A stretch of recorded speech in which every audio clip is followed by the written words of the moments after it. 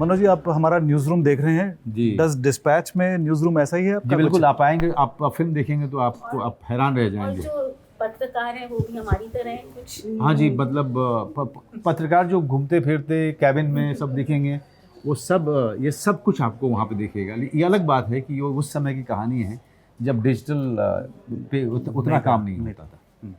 कन्नू से मैंने बात की थी, उन्होंने बोला कि आपने एक अच्छा बैलेंस स्ट्राइक किया है कॉमर्स और आर्ट में, और कॉमर्स का जो पावर है आप आर्ट फिल्म मेकर्स को, नए फिल्म मेकर्स को दे रहे हैं, चाहे राम जी। रेड्डी हो, चाहे कन्नू हो, जी। चाहे देवाशीष राहुल हो, जी। देवाशीष हो।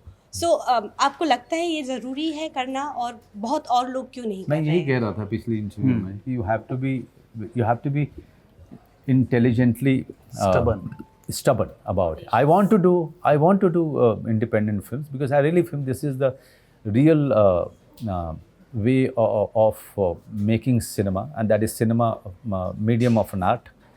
हमने क्या किया over the years कि हमने सिनेमा को सिर्फ कॉमर्स से जोड़ दिया, जो कि सिनेमा के अपने ग्रोथ के लिए सही नहीं रहा कभी भी। जब हमने किया तब सिनेमा का स्तर नीचे गया।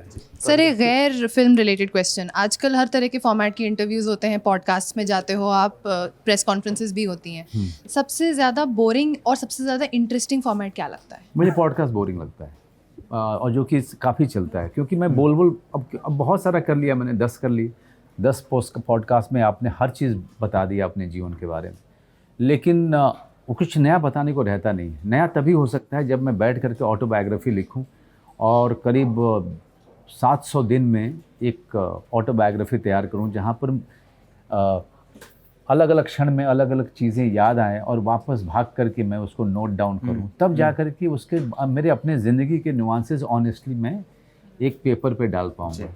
उतने गहरे में हम किसी पॉडकास्ट में या किसी इंटरव्यू में नहीं जा सकते।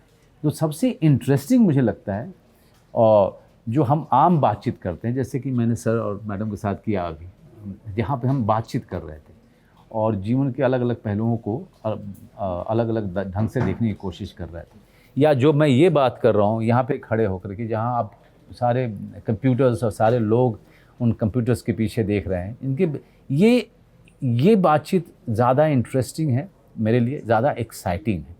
पॉडकास्ट एक समय के बाद अगर आप देखें तो सारे पॉडकास्ट वाले एक बार मनोज बाजपेयी को बुला लेंगे, दूसरी बार में बहुत रिलक्टेंट रहते हैं बुलाने के लिए, क्योंकि उनके पास भी कुछ होता नहीं है पूछने के लिए, सब पूछ चुके होते हैं वो। आई होप हमारा इंटरव्यू बोरिंग ना हो। नहीं, बोरिंग नहीं, बड़ा इंटरेस्टिंग था।